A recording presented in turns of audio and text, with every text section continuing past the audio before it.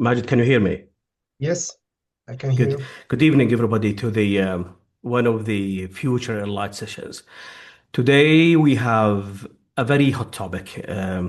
I can tell. It is one of the most important topics, I would say, in medical education. Um, Especially that it been invading the assessment and in the most of the schools, but one of them is the medical and health professions schools.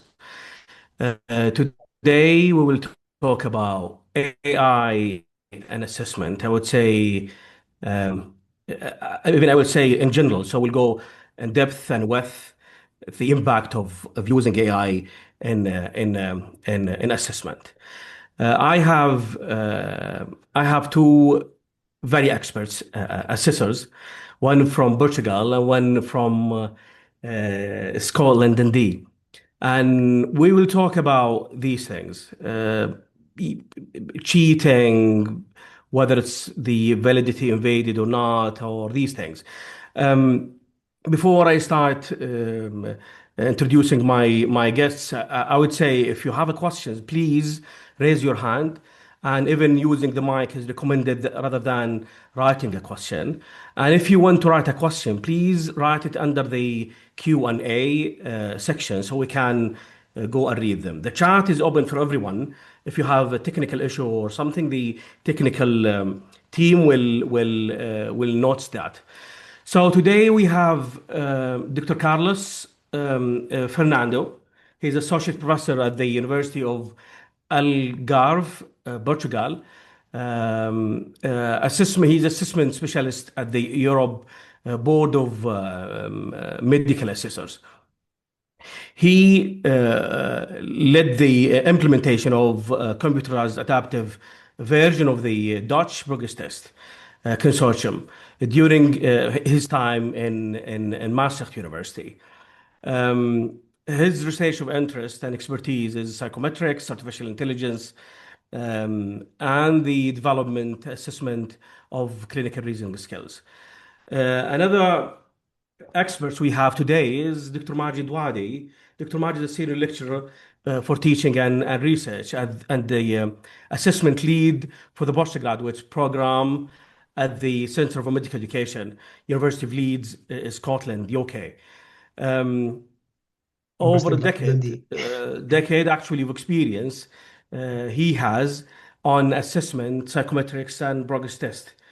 Um, the area of interest, I would say, in the top of assessment, Majid, his area of interest is student well-being, social accountability, and curriculum development. So we have today experts technically and theoretically in assessment and progress test in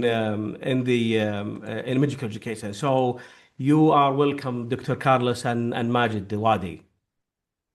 Thanks, Dr. Ahmed, for this introduction. And I'm very delighted to be with you in this webinar and also with my colleague here, Dr. Carlos, as well as all participants today. Thanks. Thank you, Dr. Ahmad. It's a pleasure to be here. It's an honor to be here. And it's also good to see Dr. Majid again. Thank We you. Indeed. saw each other in Portugal online. He Last participated of he Very was one good. of Luckily, the we have keynote both of you. speakers. Yeah. Luckily, we And have both of you. thank you. yeah, So thank you. let me start with the general questions. You and some of the audience, of course, have very good experience in AI and the AI and assessment and the literature of that and the history in the last few days. I would give like 10 minutes to 15 minutes for both of you. You can just, I mean, share your thoughts with the audience. What happened from the day one till today? Because actually, I went through the literature, even the Amy Guide and others. You can see the dramatical evolvement in this area between the time of a paper published still now. So it's very dramatical evolvement in this area. So I'll give you the mic. Just take your time, 10 minutes, 15 minutes, more and more or less. And then we'll back to our questions and the audience questions. Go ahead, please. Any one of you. Uh, Okay, I think I can start, okay. maybe, if you allow me. It's okay. Please, Okay. Dr. please, Carlos, yes, you Carlos. can. Yes, you can start. Carlos, Well, sorry in advance if I interrupt you with questions or something. no So sorry problem, about no that. problem. I'll try Go to ahead. be much shorter than 15 minutes. I'll try to Go speak ahead, in five please. minutes. Go ahead. But I think there are some principles for the use of AI in assessments that I have been, crystallizing, and maybe we could even publish our own paper together, right, about this. But I think I have to be very direct. I think the question is no longer whether AI will transform assessments, but how we ensure to do it, how to do it responsibly. So the idea of these principles is to help us guide our thinking, because it's very easy to become an enthusiast of AI and get in love with the technology.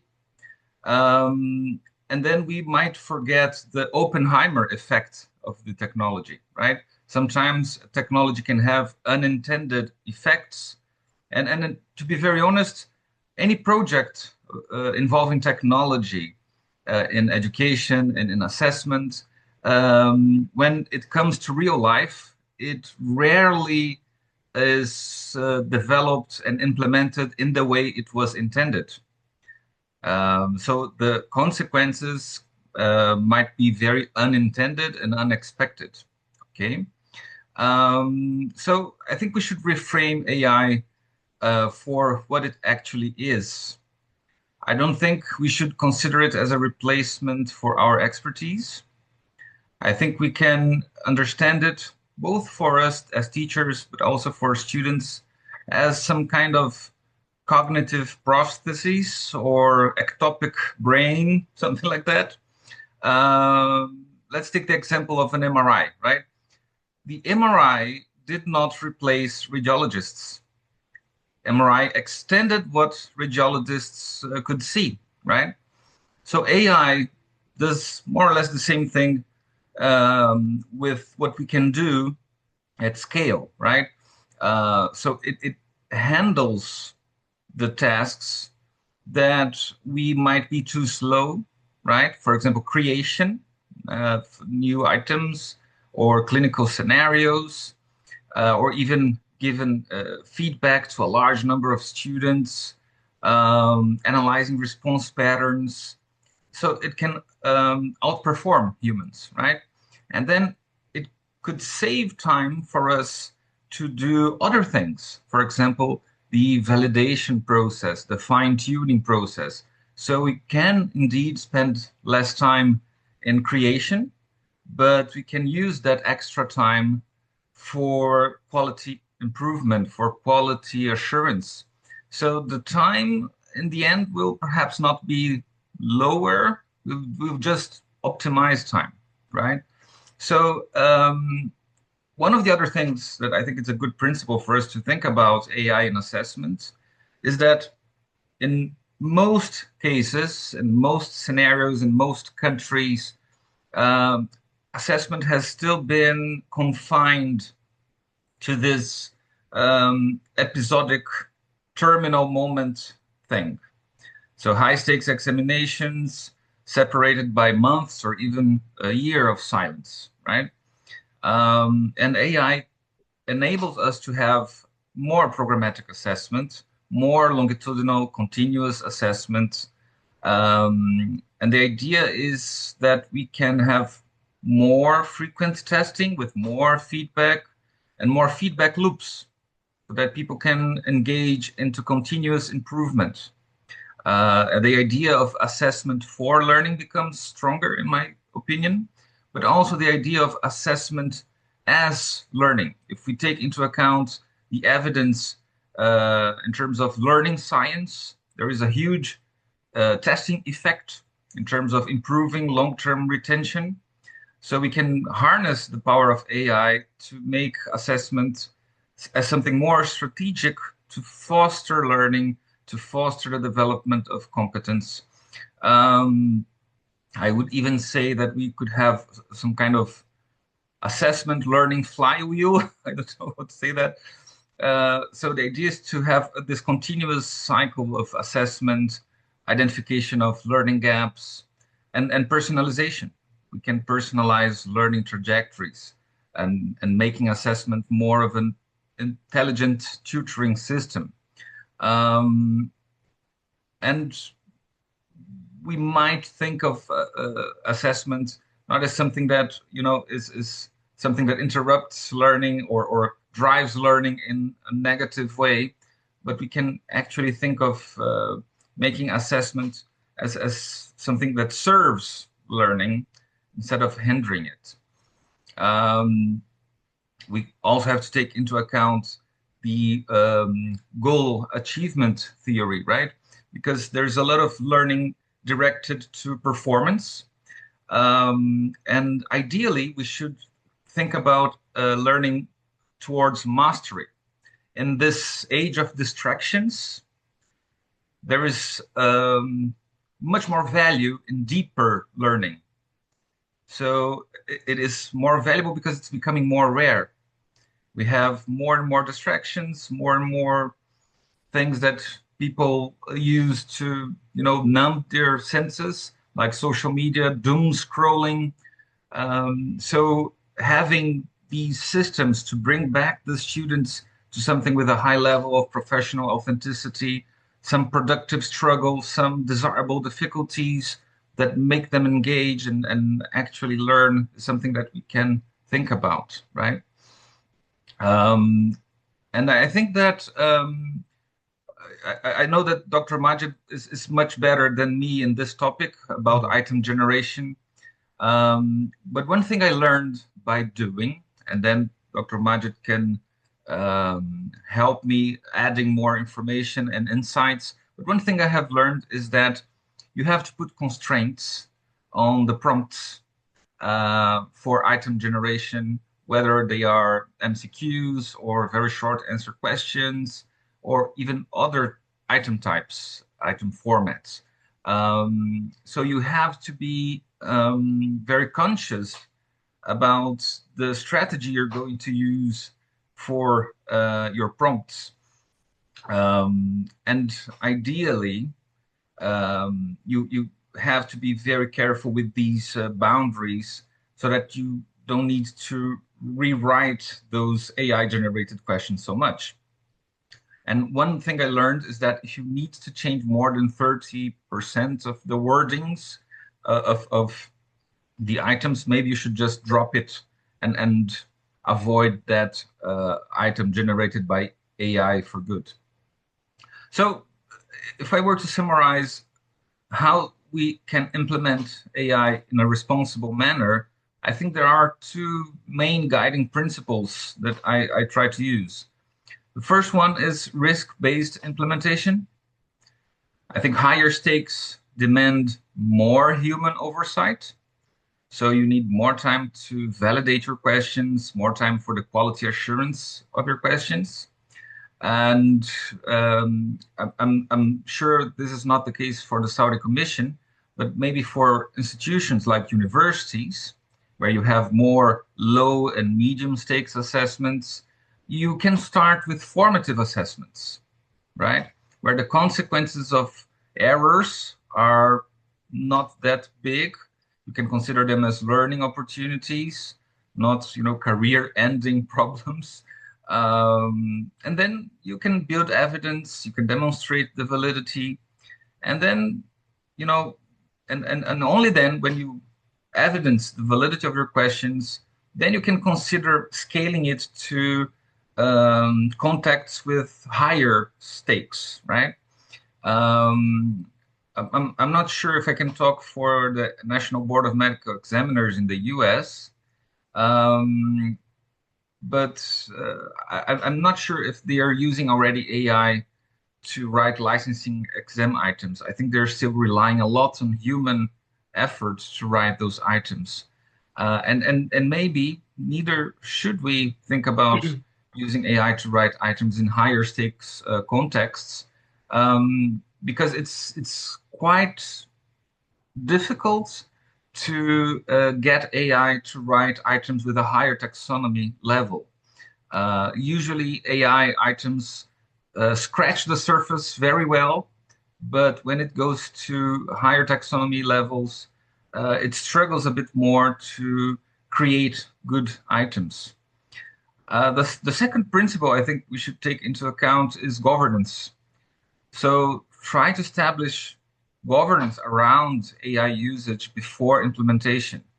So before we deploy these AI-based tools more widely, it is important to have institutional policies that will govern disclosure, accountability, data management. So who is going to be responsible, for example, if an AI-generated item fails, has a very important flaw? How do we explain our assessment decisions to learners or examinees in a licensing examination? These are all questions that have to be addressed before we have some widespread adoption. Avoid doing those questions and answering these questions after the implementation. So before implementation, trying to establish rules, regulations, governance. And throughout all these principles, I think the most important thing is that we keep humans in the loop, right? AI will help us generate, will even help us analyze. But I think the final decision still needs to be with the humans. Final judgment, I think, still needs to be a human task. So if you think about what constitutes a competent candidate, right? This should remain essentially human.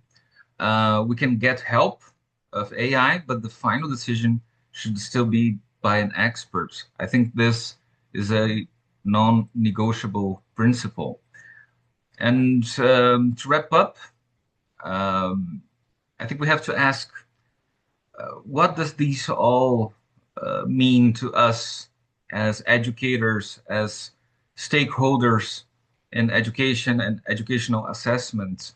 I think our role is shifting. I think being a person who gives a grade is becoming less important. And I think our main role, not only as educators, but also as educational assessors, is that we have to become more of, how can I say that, learning architects, or architects of good cognitive experiences that can serve both learning and assessment. Cognitive experiences that are remarkable, unforgettable, that students and faculty can perceive them as useful, as having a high level of professional authenticity, even if students perceive them as challenging, as difficult, as something that gives them some struggle. Because if the level of professional authenticity of the task is high, and that's something difficult sometimes to achieve with AI, because sometimes it will lack the professional expertise needed for those highly authentic scenarios, then I think we are going to be, if we take this role of being a good cognitive architecture specialist, or architect of good cognitive experiences for learning and assessment, then I think we're going to be in a good way, in a good position. So we can curate the quality of the items, we can design frameworks. So I think we are not diminishing our role. It's like reframing our role, and we could even think of this as some kind of elevation of our role, right? But it will require new skills. Institutions will need to invest in developing these skills on current staff. And we definitely need to build more faculty development around learning science and how assessment can be used to improve learning outcomes. So I will close with this. I think AI will not wait for us to be ready. It's already happening, right? But the choice we face is not whether to engage with AI, but whether to shape the adoption of AI in a thoughtful manner, or react to the consequences of AI in a way that we might regret it later. So these are my main ideas or principles as some kind of compass to deal with AI, for assessments in medical education. And I hope these thoughts have been useful to you. Thank you, Dr. Ahmed. Yeah. Thanks, Yes, Dr. Carl. thank you, Carlos. Actually, the areas it developed dramatically, and actually, it was one of the session where we review questions, and we were discussing with the AI, ChatGPT, I mean.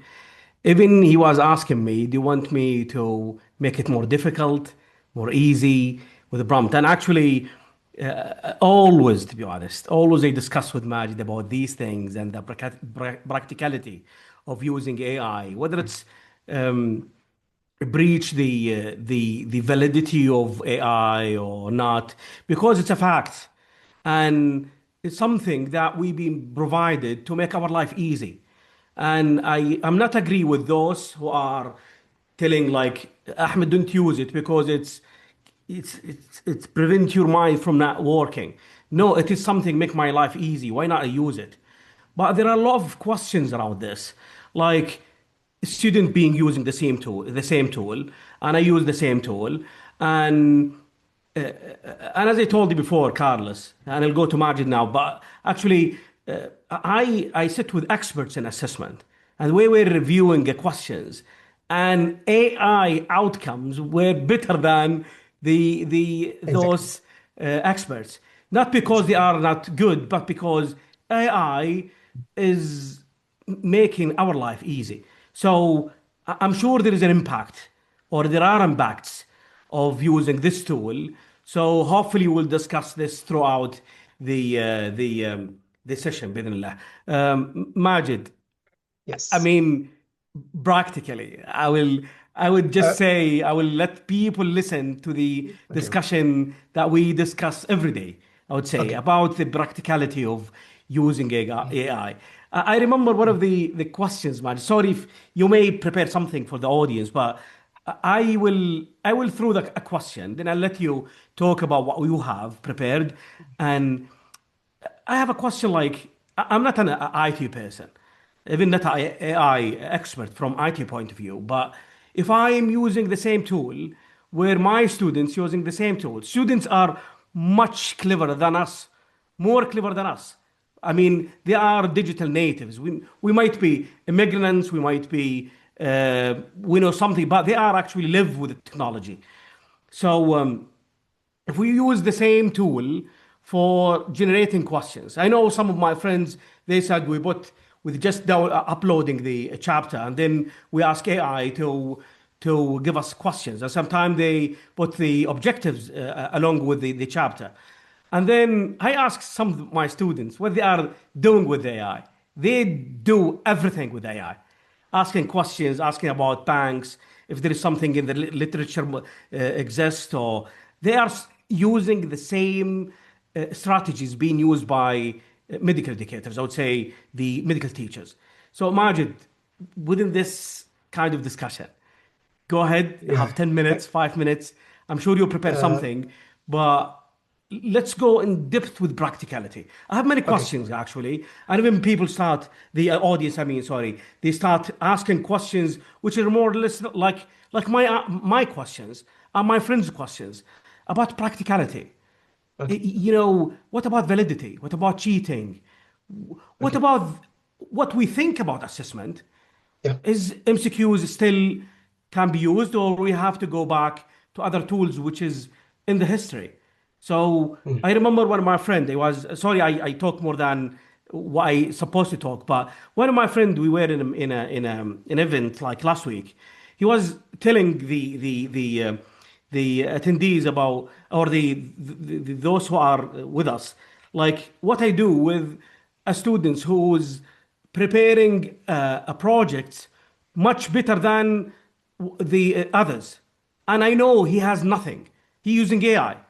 So if you don't use other tools other than previous tools, you will not even you will not know. I mean, you will not know that whether he prepared himself or herself or using AI or whatever. So hopefully this kind of introduction, Majid, I would say, take us with you and Carlos to the practicality of AI, using AI, worrying of the medical teachers and others. Please, Majid. Sorry for being talking No, too much.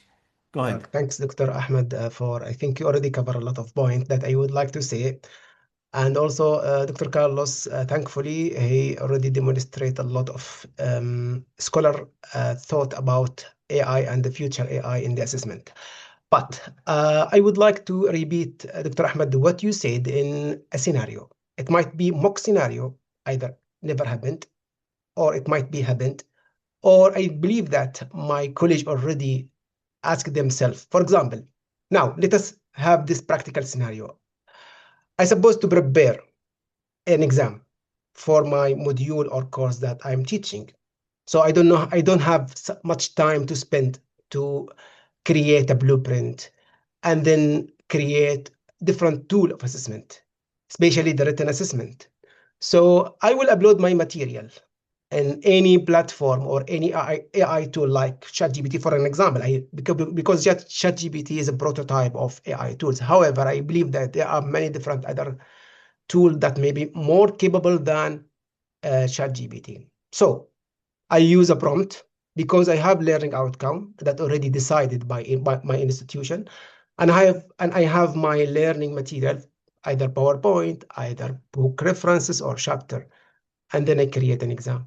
Okay, and the same thing that I did, or as was done by my intelligent or students, whatever, maybe some of them, maybe all of them. So as you said that nowadays, this generation is much more capable to use AI than us. And I think we need to speak about how we can enhance our literacy in AI later on. Okay, so suppose the outcome will be the same. I mean, the items that were generated by AI. And then during the exam, I surprised that a lot of the students have almost the highest mark. This is a big dilemma.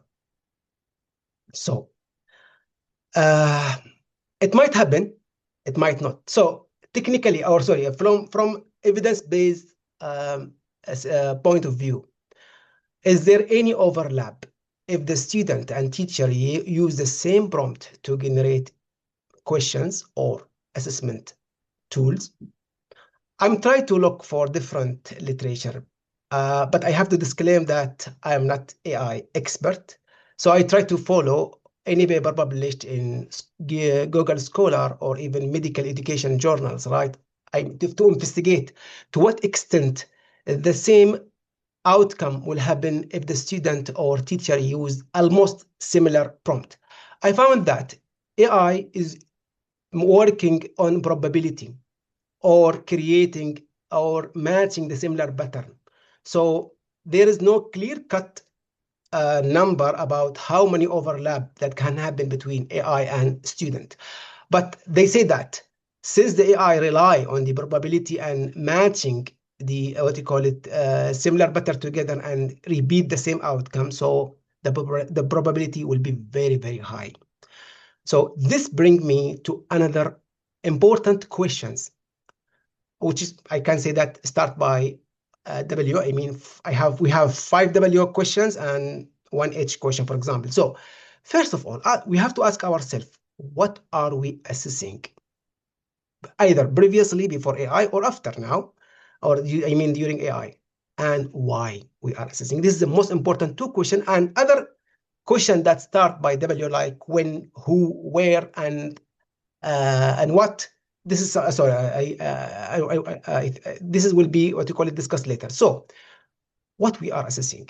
Are we assessing our knowledge that already transfer from us as an expert to the mind or to the perspective of a student, just to make sure that they already grasp the knowledge and understanding, okay? Or we are assessing something more than that, rather than knowledge itself, maybe practicality, because we are graduating a medical doctor who will take care about people later on. And why we are assessing? This is another important question. I can, of course, to answer this question, there are many perspective or aspect or dimension to answer it. However, I can summarize all these dimensions under one word. That is trust. We need to assess student to make trust first for ourselves as teacher, to make sure that the knowledge and expertise or skills that already transferred to the student is really transferred in the right way, and student digest the knowledge, digest or gaining the skills, and also gaining the what you call it, proposed attitude or aimed attitude, okay? And also we need to assist the student just to maintain trust between student themselves and as well as a teacher, and also maintaining trust with other stakeholders, including our community, our decision-making stakeholder in the country or maybe beyond the country. I mean, if you are graduating student who will work overseas. So we have to maintain such trust because we are assessing. So this, especially this question, I mean that why we assessing, create a model of assessment that rely heavily on number. And from that perspective, we are taking care much more about the summative assessment, I mean the final assessment, in order to prove that the student has sufficient knowledge, sufficient skills, and then we are claiming that we are graduate a competent student or competent doctor. This model create a lot of pressure on our side, and we are struggling to produce high quality questions and robust assessment design and so on. But if we go back to the history and see how assessment was happened in ancient ages, for example, or before producing such robust or rich assessment tool, including MCQs and other tools. So the assessment at that time was like apprenticeship model, I mean, where the students sit together with teacher in order to acquire knowledge and skills. And this will take maybe a long time in order to say that the student is competent enough to be graduated and to practice medicine. Now, with this rapid evolution of AI and the capability of students, maybe they can use it to generate assessment plan and even high quality MCQs or high quality assessment question, as you said, Dr. Ahmed. We cannot distinguish whether this question is really written by a human being or AI tool, because AI is so evolving. And I think it is a time for us to think about, should we need to refine or redesign the assessment model that happen right now, relying much more in the summative assessment rather than formative assessment? And if so, what are the appropriate method of assessment?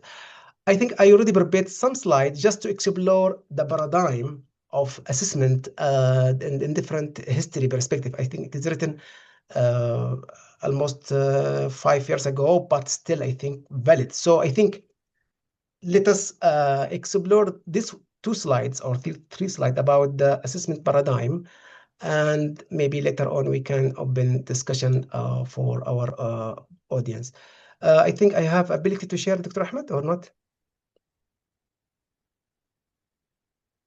Okay, so let me. Yeah, I think so, Majid, you can. Yeah, okay, good. And then we have Prof. Mona Sheikh. She will. She's having a question. I have a few questions in the A. So in the I queue. think This one. this is the evolving paradigm of assessment. So from 1960 until 80s, this is our look as for assessment as measurement. I mean, we need to measure how much student gaining knowledge or skills. And then after that, the look or the view of assessment was changed to be assessment as judgment from 19 until 2000. And from after 2000, there is a huge transformation in the principle of assessment. However, I don't think majority of the medical school start to implement this paradigm as assessment as system. I mean, so every time period has its own features of assessment. So regarding assessment as measurement, they deal with the student. They try to split learning into different traits and maximizing what is called psychometric property of assessment. I mean, objectivity. So the emerging theories in this age is validity and reliability. However, after this era, they are starting to create what's called competencies or promoting the use of authentic assessment and also the ABAs at that time, and still it is valid. So I can say that majority of the medical school right now still stick with this frame or this model or paradigm, assessment as judgment. However, the assessment as system or what is called programmatic assessment, I think this is a future, especially in the AI, because we need to believe that the student gaining the knowledge and skills across not only time of exam, because time of exam is just short snapshot at that time, and we cannot rely on the outcome of that only single snapshot. We need to have multiple point data set or data collection across different timeline in order to see that yes, the student is sufficient enough to already has the knowledge and skills. And again, that bring us to what's called, we need to rebalance our view between objectivity and subjectivity. I still remember that Dr. Ahmed, your scenario said that the student who produce high quality written, for example, either essay or outcome. And we know that in terms of intellectuality, the student has not such skills to that level. He create a high level of writing or whatever the outcome. Then how to validate that the student really match what he produce?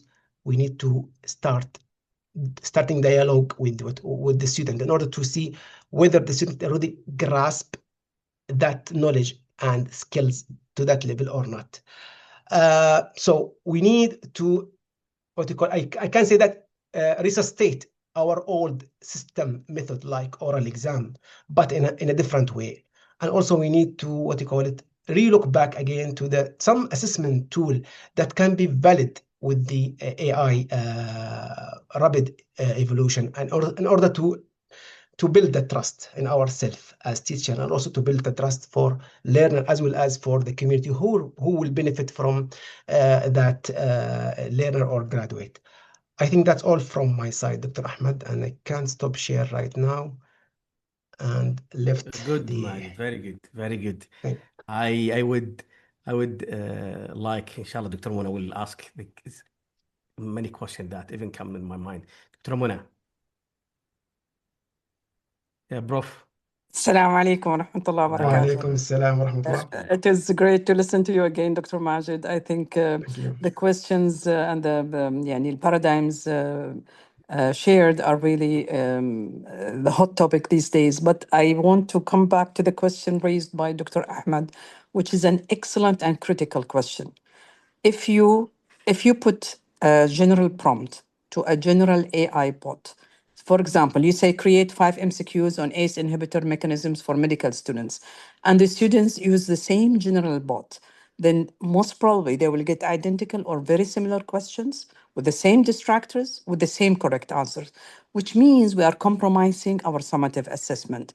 Now, so what we are trying to say, if you are doing a high stakes examination, you cannot use a general AI bot. You have to have a customized trained model, which is on your which is trained on your local institutional item bank with your own criteria, selective criteria for structural flows, and in that and the output should be encrypted, so the students will never have access and they will never be able to produce similar items. The other thing, and I think if Dr. Majid remembers when we were in Abha, I said the same thing, that the newer thing is that they are combining the automatic item generators, for short AIG, together with the customized AI put to create critical items that actually ask for the feature, for the what do you call the distinctive feature of a illness script of a disease for diagnostic or clinical reasoning.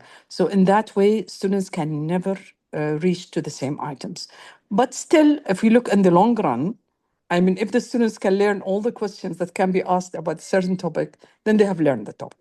So let us ease it for ourselves for a bit. But for high stakes examination, I mean, for formative assessment, for quizzes, tutorials, that's fine. We can use a general bot. But if we are doing high stakes examination where the students are going to be promoted from one level to another based on their performance, we need to use a customized AI bot. And there are easy ways to do it.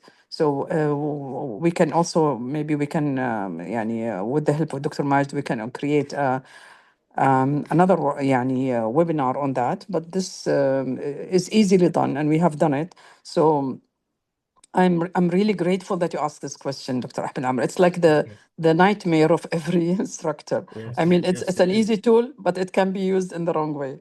So thank you for asking that question. Thank you. Dr. Ahmed, allow me man, to continue. yes. Thanks, Dr. Muna, for sharing this important example and also considering customizing AI bot. This reminds me to history of also using or creating an MCQs, or especially MCQs, because we rely heavy on MCQs on our assessment. So the old practice, I can say that I just, from my own perspective, when the teacher asked to create an MCQs, he go back and see different references that already available, like MRCB, for example, or USMLE, for example, or other different textbook that written in MCQs. Try to bring some item from that. Maybe they can play with the language just to retweak it to make it appropriate for the context and as well as the language level of the student. But the idea is still the same. I mean, we use or maybe use online platform in order to create or to gain some MCQs that already written there. And then some of the teacher may claim that they make proper alignment with the learning outcome or the expected blueprint. However, it does not happen. And if there is an test item committee to review it, it will be a huge burden on them just to make every item really aligned with the learning outcome. And I think this can be done the same. And I think, yes, Dr. Muna, if the student really master the content that should he master, or he or she should master it, that yes, learning is happen. So we don't care about the MCQs and or we can use it minimally. But I think the idea now, rather than thinking about how we prevent or how to make our heritage protected enough, and to maintain the boundary between us as assessor and assessee, or teacher and student, and to create, we call it secure place to create MCQs. I think we need to think about different tools. For example, like short essay question nowadays, or maybe oral exam, because these tools still not influenced by AI. And I think we can again rebuild trust on ourselves, because I can say the validity of assessment really means the degree to which assessment already supposed to assess. Or in other words, In other words, validity can be defined as degree of confidence or degree of trust. So are we really assessing that level of understanding and gaining depth of knowledge and application of knowledge? So should we rely more on MCQs? Yes, MCQ is still good, good tool to assess knowledge. However, we need to think about different tools rather than just MCQs. Thank you, Dr. Mona. And thank you, Dr. Ahmed. If I may add Yes, something Carlos, to you want to your... say something? Yeah. If I may add something to Yes, what please. Dr. Majid already brilliantly answered. Yes. There was something about trust, right? There was a lot of questioning about trust. And I think that when surveillance replaces trust, then we might harm the relationship with the students. There is already a mental health crisis that we can barely manage nowadays, with a high level of anxiety, burnout, even medical students committing suicide.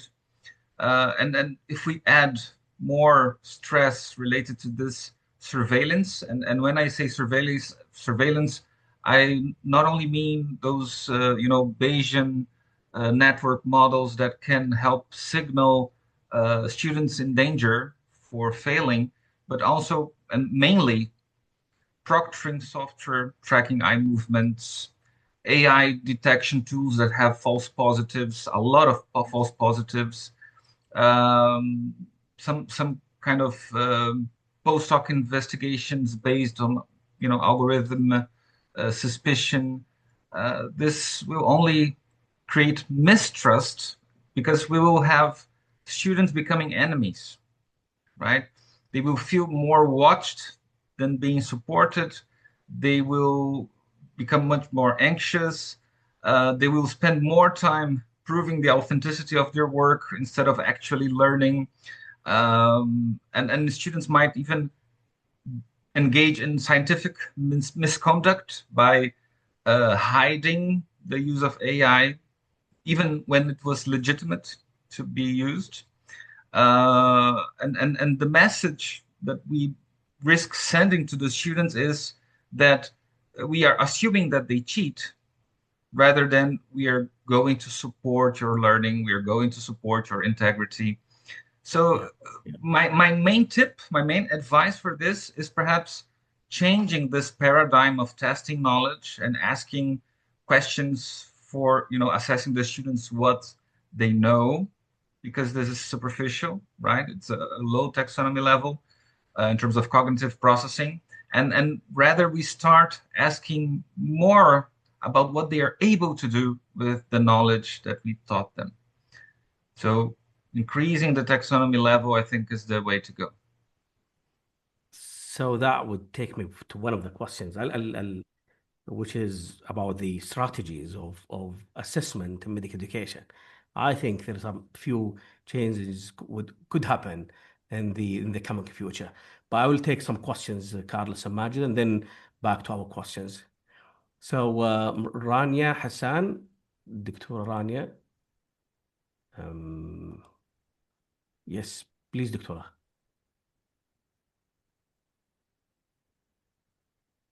Dr. Rania. I think she's muted. Dr. Rania, I think if you switch That's on okay. mic. Yeah, Dr. Hamza. Prof. Hamza. Hello. Yes, Assalamu please, alaikum. Doctor. Alaikum salam. Go ahead, please. Thank you very much, Dr. Ahmed, Dr. Carlos, Dr. Majid, for very hot and interesting topic.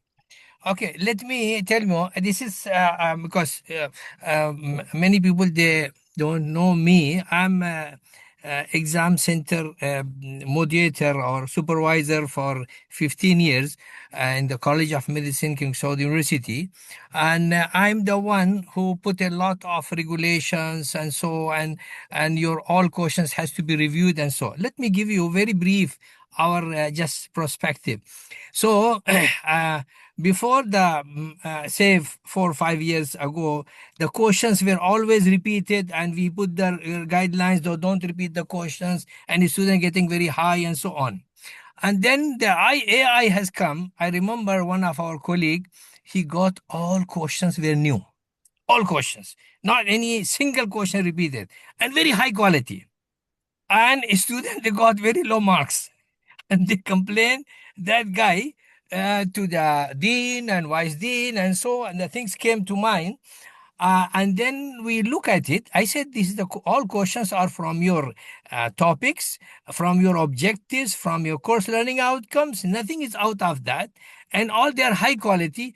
And very important that I did the post-item analysis and the and also the good validity, good reliability, and also that there is no much of non-functioning structures al akhiri. So I said, what you have done, I think you have done very good job. And the students, they were very used to use that.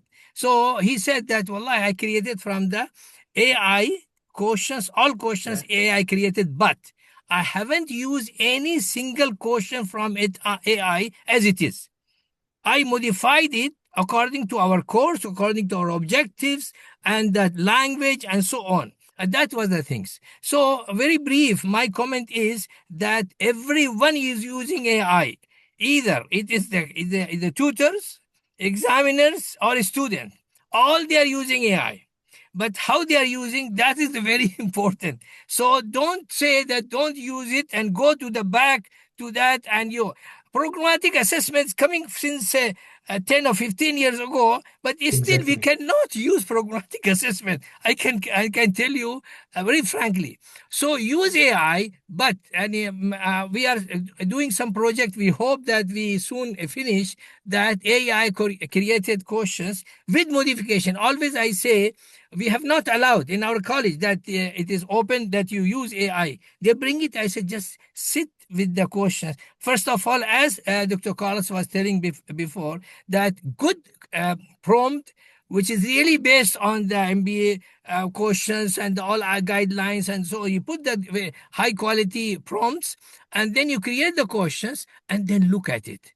And as you used to take from the books, and you just change minor, now you need really major changes, how you can do it.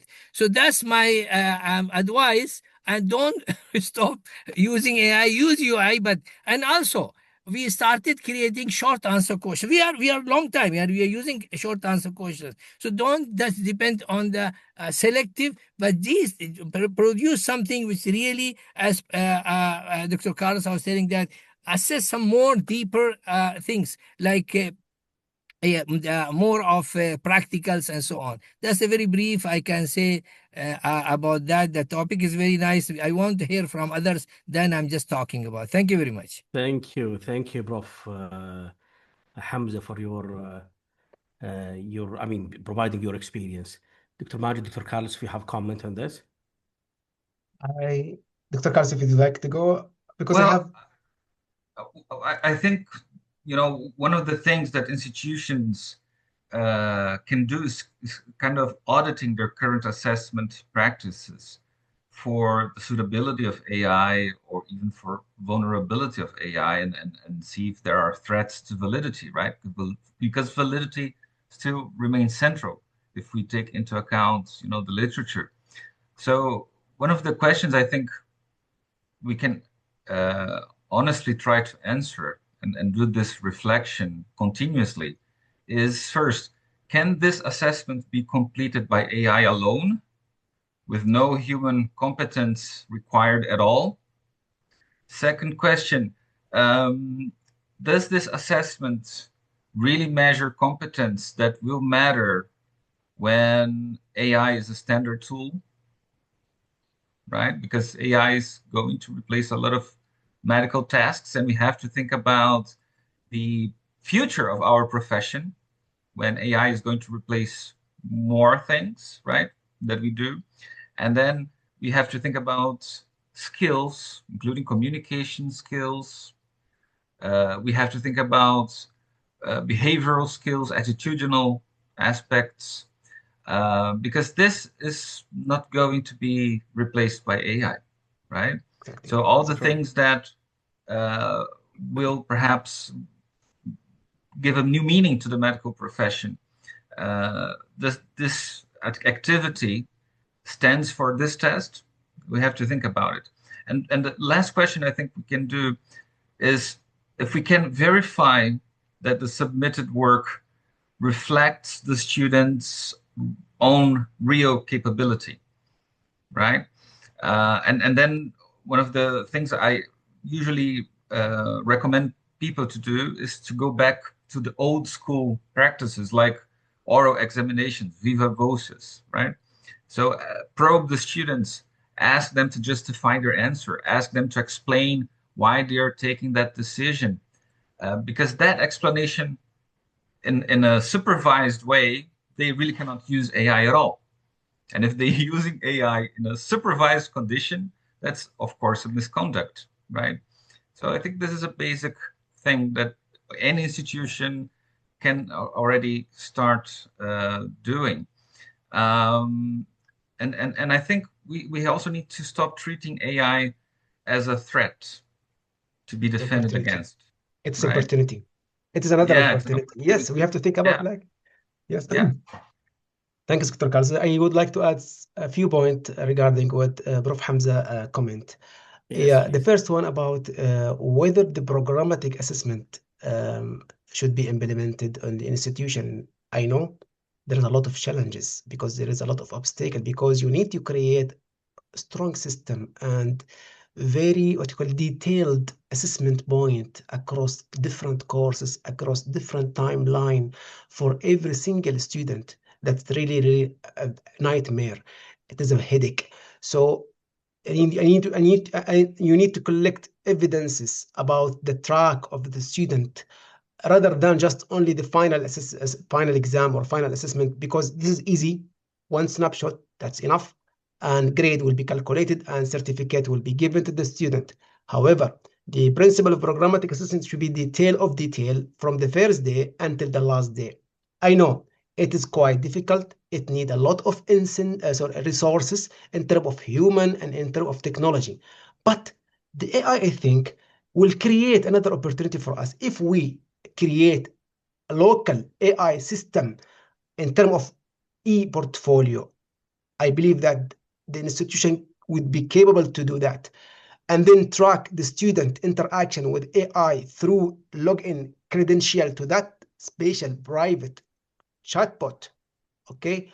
And then build the evidences across different timeline so we can have sort of programmatic assessment. This is another, just one perspective that I'm thinking about it. Also, I know in terms of balancing the assessment, taking the consideration of the utility of assessment, we have five principle or five aspects: validity, reliability, education impact, visibility, and acceptability or cost. So yeah, in terms of applying principle of programmatic assessment, I think the cost and visibility will be two challenges that we can face. But we need to tweak our assessment to make sure the student already understand rather than memorize. We need to see that the student able to solve the problem creatively, or able to solve the problem in that prompt. I mean, and that's a time shot we exam him or her. We need to know that. We need to build the trust. We need to build the confidence that student did and understand that. So rather than just MCQ, because MCQ is easy for them. Speaking from the psychometric property, for example, you know that the probability of getting correct answer across four options will be 25%. And the same thing if it is like five options. So if we have an MCQs containing 100 items and every item has 4 options, so any student who does not anything just based on their probability, maybe they can pass by or at least perform a correct answer as 25%. I know that. So now I would like to argue you to use some kind of different assessment tools that cannot be done by AI, as well as to prove the authentic assessment principle and to prove the understanding and application of knowledge in specific time short if we are using summative assessment more and more. Thank you. Good. Thank you. Thanks a lot. Dr. Saad, and then we'll go to the AI, the A&Q. Dr. Saad. Good evening from my side. I am from Pakistan. I am. Welcome all the time, Dr. Saad. Thank you so much. And let me introduce myself. I am professor of prosthodontics, a branch of dentistry, and I'm a fellow in it. Currently, also heading as principal of one of the dental colleges in Punjab, Lahore. I have done my undergraduate diploma in artificial intelligence as well, so I'm quite well aware of the AI applications and everything. I second with Dr. Carlos and Dr. Majid, and I forgot the name of one of the professors who had come and spoke about creating a local AI in the university itself. And Dr. Ahmed, your questions are quite valid with regards to it. It's just a thought. I actually, for approximately 1.5 years, I'm trying different prompt mechanisms to be generated within the AI model to generate questions which are in depth and which actually focuses on C3 and C4 levels of Bloom taxonomy. To some extent, Dr. Carlos is right that it usually does sometimes only scratches the surface. But if the prompts are correctly designed, Yep. and if you actually give them the actual prompt, look, the students right now do not actually know that how a medical educationist or how an assessor creates a question. For example, they can only give a general prompt to it. This is the, for example, I asked one of my students and they said, so what we do is we snapshot the page and we upload it on ChatGPT. And then we ask them that this is the topic, create me, for example, they say clinical vignette on it, and then give me 5 options with one key and give me an explanation with regards to it. I do encourage my students to do that. To some extent, it is good for them. Sometimes cognitive overload, is very much harmful for the students as well, and it creates all those mental health well-being issues. So AI, they can use it as a tool. But me and my team, we actually worked on the prompts and designed different kinds of prompts. And I don't know whether you guys are aware of it or not, but you can actually use word tokenizations and you can set the temperature of the prompt as well, which the students cannot do that. And you might be surprised by it that how the questions are generated with different prompts and with different designs of prompts. And it is very astonishing. And I do happen to actually get questions which were quite in depth. And they were valid. Their face validity was also valid. We got it tested. We got it peer reviewed as well. They were good. They were quite good. But still, yes, there are some problems. And then if we progress further, ultimately, even if you make your own model of AI in the university and stuff, in future, AI is going to be replaced by synthetic intelligence. And it is already in progress.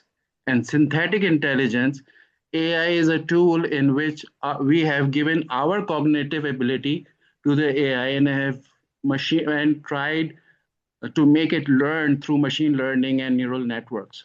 but the neural networks will now progress to a much more advanced kind of intelligence, that is synthetic intelligence, and work is already in place.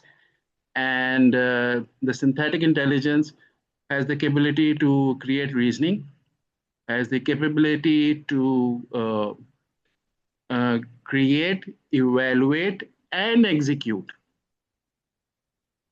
all possibilities which you can think of. One of the features is agentic AI, but synthetic intelligence will in near future take over. And just for the audience, I think apart from ChatGPT, you can use JanSpark or other kind of AI tools which the students are not aware of. They will be aware of. After this, They will. They Prof. will. Saad, after this this I discussion, don't they think will so. be The aware students of. might be. I don't think so. The students might. I don't know. Probably they are the students in this. No, I no, thought it was but a faculty. it's the floor is open, and Okay. AI itself is listening to us. So Yeah. Yeah, I understand that AI is also listening to us, but yet, the if you wish, you can send me an email or something. I can share with you the props that the student will not know, and you can trial and test it, and we can publish a paper on it. I think that would be quite beneficial for the academic community, especially in the medical field, since we are going to deal with robotics and all those measures. Even the radiographs are now in my branch. We have Digora X,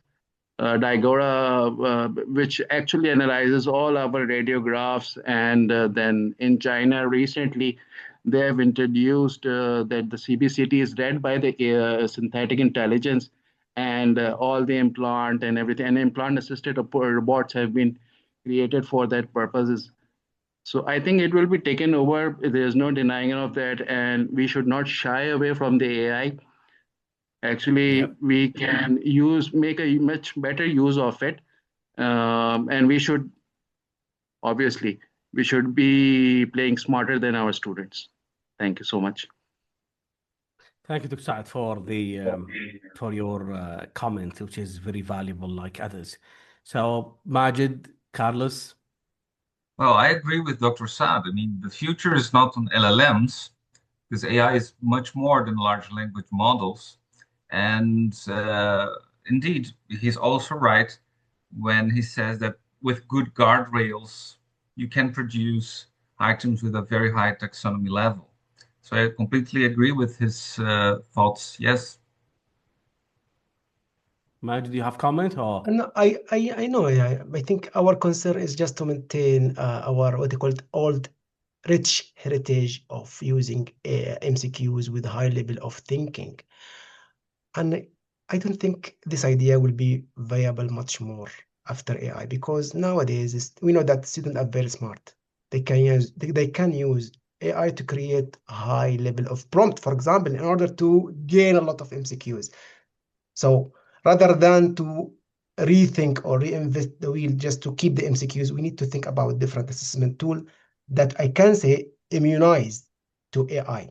So if we use such tool, we can make strong inference and strong evidence that student really understand what should he or they or he or she should understand. And again, validity is about the degree of confidence and trust. Yeah, this is the main message that I would like to convey. Thank you.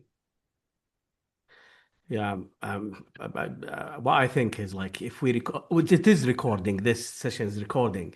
After 6 months, if you listen to the things being discussed here, I'm sure Yes. many things will be Change. changed at that time because Especially. it's evolving dramatically. I mean, within the AI itself as a tool, rather than using other tools, you can notice Yeah. the development of how the ChatGPT, I would say, the ChatGPT is really evolving within itself rather than using others. I have many hands being raised, so I'll take Dr. Jamila. Dr. Jamila. Yes. Good Yes, evening. please. Thank you very much for such a beautiful session. I'm Professor Jamila Farsi from King Abdulaziz University. I'm the coordinator of the assessment module and the fellowship in education for Very faculty. welcome, Dr. Very welcome.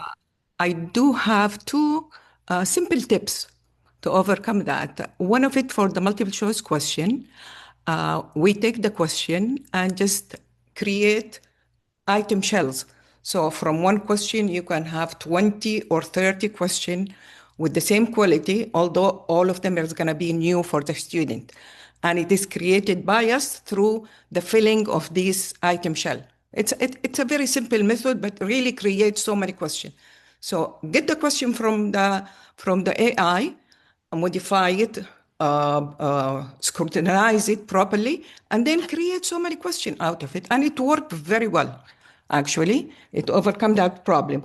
For the if we are talking about performance task or project, then actually one of the participants in the workshop, she said she asked the student to use AI. They have to use the AI, but they have to submit two versions of the project. One, which is what they have done, and the other one is what the modification which is done by the AI. Now she's been doing that for 4 terms. She said it's very successful. It just pushed the student to create something to begin with, so that she knows that whatever coming is something which is modified from their own limited version. For these are just small tips, but I thought I could share it with the rest of the group. But thank you for the beautiful session.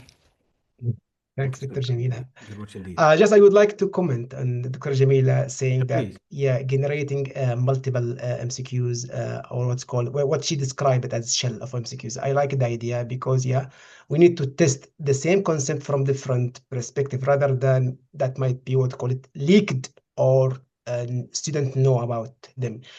It can be the same scenario, but we can ask with different option. Yeah, this is ideally already happened before even AI use, and still now AI can help us to have such kind of rich shell of MCQs. I like the idea.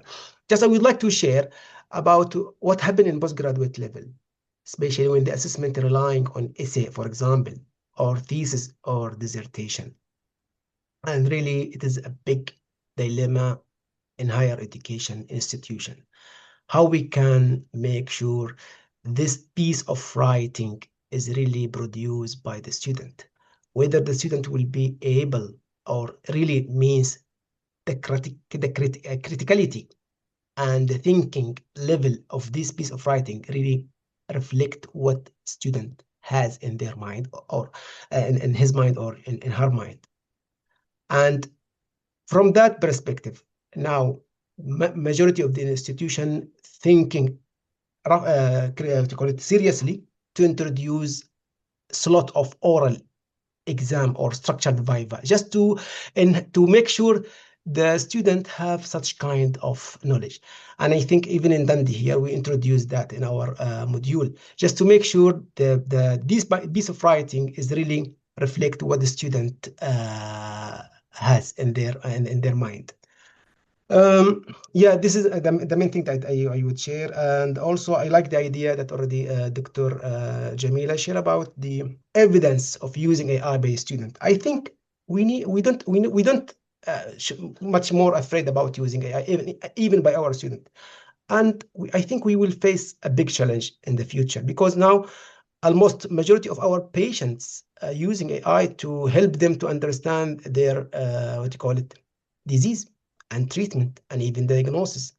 And I think if we don't encourage students to use AI in a proper way, we might be in a big challenge, because that before AI, the patient influenced by the wrong news or wrong reels or video in the show and the social media. But nowadays with the AI, if they don't use prompt properly by themselves, because that the literacy of the patient is quite different. but we need to teach our students how to deal with such kind of problems. So we need them to use AI rather than to afraid. I think Dr. Mona already covered that in her session with Prof. Remind me, Dr. Ahmed, his name.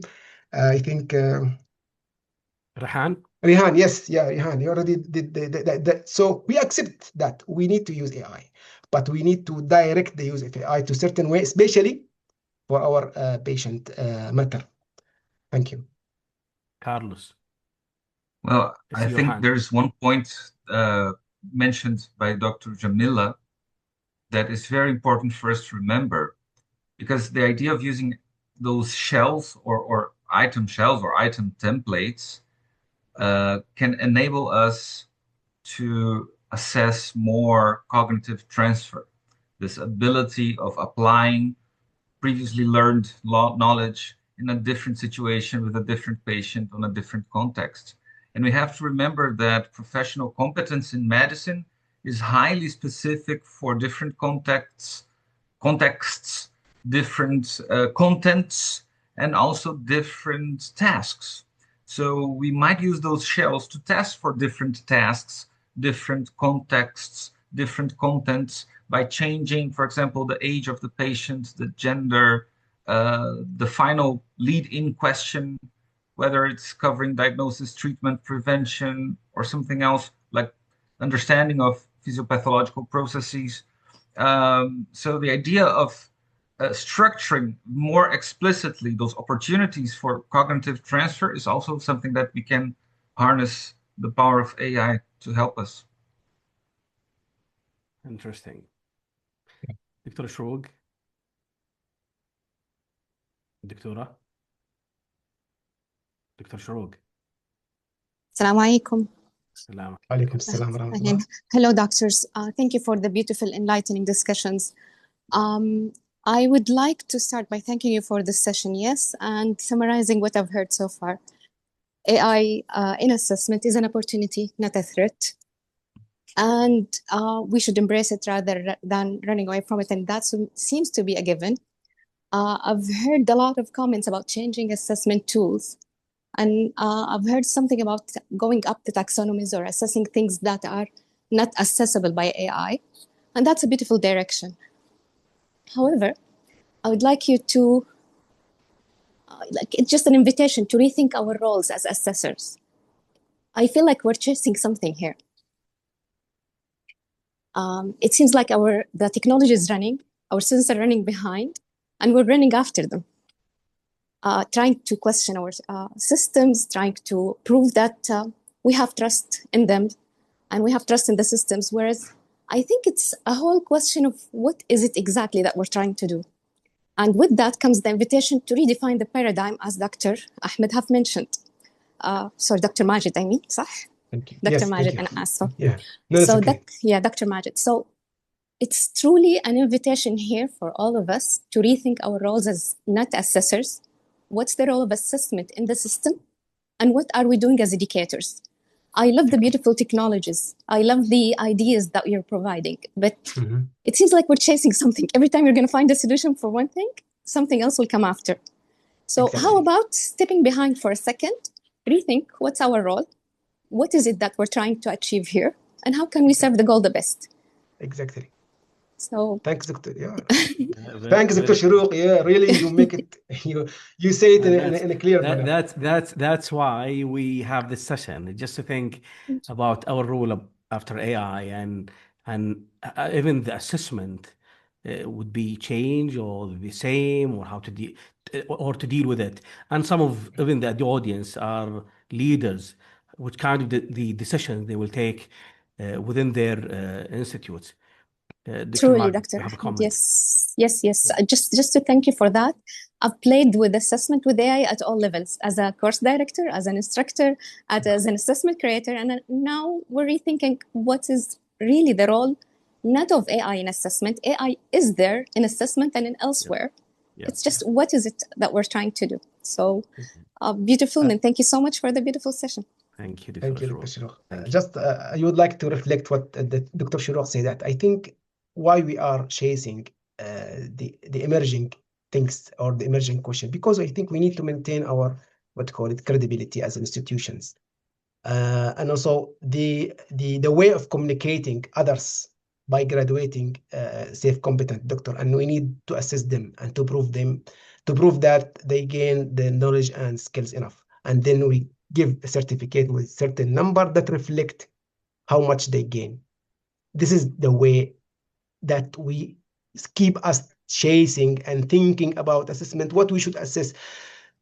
Thanks, Dr. Shuruq. I think we should live with AI rather than to afraid from it.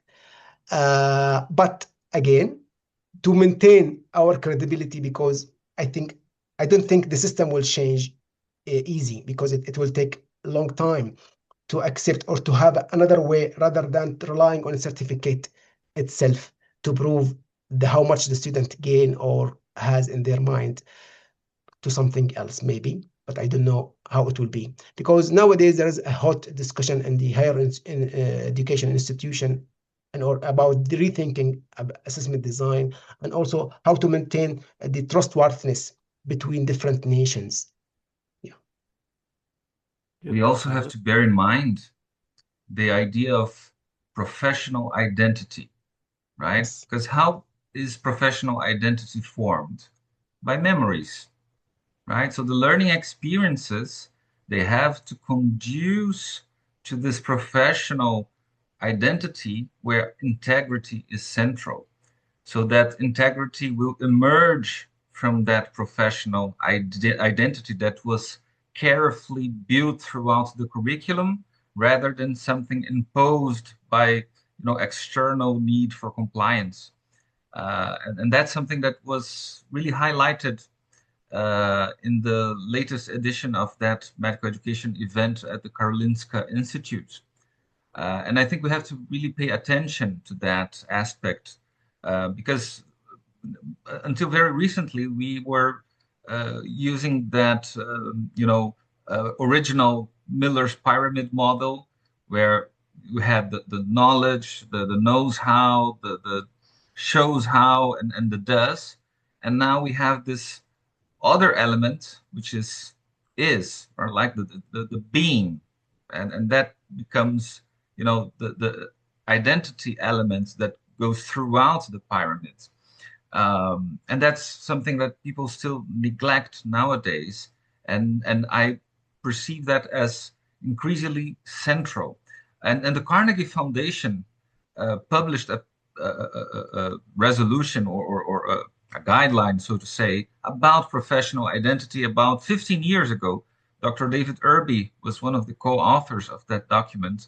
And that is one of the reasons why I strongly recommend faculty being prepared, being developed as architects of those learning experiences that can conduce to this professional identity where integrity is central and the ethical behavior comes from within rather than from outside.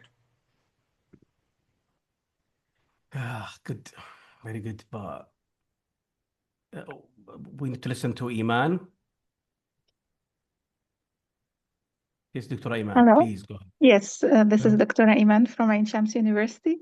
Thank you for the really rich discussion, just bringing a lot of thoughts. We have been there in the assessment as on most of the levels, working with the students from College of Pharmacy in multiple capacity and also in interprofessional perspective. But we came to, with the era of AI, to think as a students as a partner. And we need to embrace the AI together with trustability between them and the students. I've just been thinking on the way it goes with the students, that we need to be open, tell them you can use AI in this type of practice. This is the assignment that you shouldn't use AI. And I need you to build this critical thinking by yourself. This is the assignment or the task that think with the AI and come with a solution about it. So we need to have the students' partnership with us during their teaching and learning, because thinking of the change happening in the academia, it's also there in the practice side. So practitioners now are using AI in multiple capacity in the health services. We have been seeing them using it in diagnostic. they have access to all the AI tool to come with a diagnosis, maybe, and a discussion with the AI, and it is implemented and going to be implemented in the practice side. So we need to be ready for that. AI is helping us in the assessment and helping us in the students' learning, and they need to be partner with us from this perspective. We are not fighting them, we are not chasing with them. They need to be aware when to use it and how to use it and how to validate the data come from the AI tools in multiple perspectives. They are the boss of the AI. Not Exactly. they need to know how to validate the results coming from. If they are, I will be very happy if they did a research using the AI and understand exactly what is there and defend and critically evaluate and come with a shortage out of what they are going and how they use it. Because all of us are using AI. Why we deny or we are worried from our students using AI? I believe all of us are using it in our research, but we know where is the limitation and where is the ethics. We are using it in our presentation, in our reports. Clinicians in the clinics are using AI. So we need to come to embrace using AI in a proper way and maybe thinking as educators that we need to have the tiers of our questions and knowledge specifically, that this is need to be independent on AI. I need the students and they need to know this is a knowledge that you need to recall without using AI or critically think about it, because AI will not be there helping you in the operation room or while in the patient. And then there is knowledge or skills that we can use AI with this limit. So this is what I have been thinking about, and I would just like to share with you about the use of AI in the healthcare. Thank you. Many thanks, Prof. Iman. Thank you very much indeed Thank for you. sharing your thoughts with us. Carlos, I think you have something to say. Yeah. I think for any unsupervised assessment, the students must disclose AI use. That's something that is not negotiable. They have to demonstrate that their personal contribution was substantial, but most importantly, they must be able to explain the submitted work. They must be able to defend the points that are in there. So they really have to appropriate themselves with the contents that they're presenting, right? And that's something that requires some work in person, live, it demands some oral chat. It's not just written.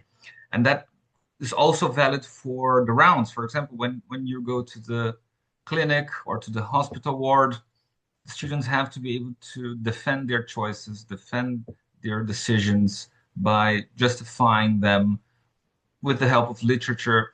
And that is something that, even though they might use AI hidden by going to the bathroom very quickly and coming back, they should be able to explain without that cognitive processes, without that cognitive aid that AI provides. And that's something we can still do. So in a way, I think it's a nice thing that technology is bringing us back to old habits that have been forgotten for so long or that have been neglected for so long. So it's a kind of a pendulum. We're going back to certain practices that were very important in the past, and now technology is bringing them back to the foreground and making them important again. Exactly. Yeah. Thank you. Thanks a lot. There are a few questions in the ANQ, Question and thank you, answer. Carlos, you are answering, you and Majid, but there is one anonymous attendee said actually we have three aspects to be considered: ethical and security issues, quality and accreditations issues, and competence in use of technology issues. And Kamran as well, Kamran Sattar, actually, he was telling the same. He said everybody using the AI with a long comment, actually, but he said everybody using AI, but there is no agreed or universally agreed global ethical framework for this. Exactly. So my final questions, unless we have other questions from the audience, if you both assigned as a dean today and you are exactly the same, I mean, like expert in assessment and AI and these things, and you are a dean So, what your most important decisions regarding the medical school in assessment in the coming few days? So, what do you think, Carlos? Well, I think the most important thing is that AI is not about building walls. It's about asking better questions, creating better tasks that are really motivating, engaging with a high level of professional authenticity, questions that require students to think, not just, mere retrieval or recall. I think that's the main mission, to keep curiosity going on and the joy of learning, right? Uh, and ask students to really defend their choices, justify their choices, explain their choices, not just select the best option. And in a way, I think we should not fear AI. It's really helping us measure once again the right things, right? So it just does not allow us to have any more excuses to keep measuring the wrong things, which is just mere recall, mere retrieval of memorized factual knowledge, and really go towards more application of knowledge. That's my main message. Majid, if you are a dean, Yeah, thank what's you, the Dr. decisions you're Ahmed. gonna make? Of course, I will consider that for just to see what's in my hand. I cannot, what you call it, change the assessment paradigm, because I mean, or at least the model that's happened right now in the institution. For example, because you know that we need to have at the end of the day certificate for each student with number. This is the main concern. That's good. But rather than to make the assessment happen at the end of the course, I mean summative assessment, I will what's called instruct my team to have it multiple time. I mean, at least multiple courses, multiple continuous assessment in order to have sufficient gain of knowledge. And then I will use more assessment tool that still, what you call it, immunized against AI, in terms of keeping simple dialogue with the student to understand what the depth of knowledge that the student has already. Okay, and also maybe use different practical tools, for example, like OSCE with oral exam, or OSB even with oral exam, or something like that. Just a matter of changing the way of using different assessment tool to make sure that the student has this knowledge.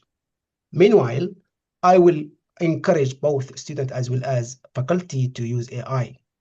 And agree with Dr. Kamran about the framework of using AI is still not clear. It is general statement without what's called specific practical point to be considered.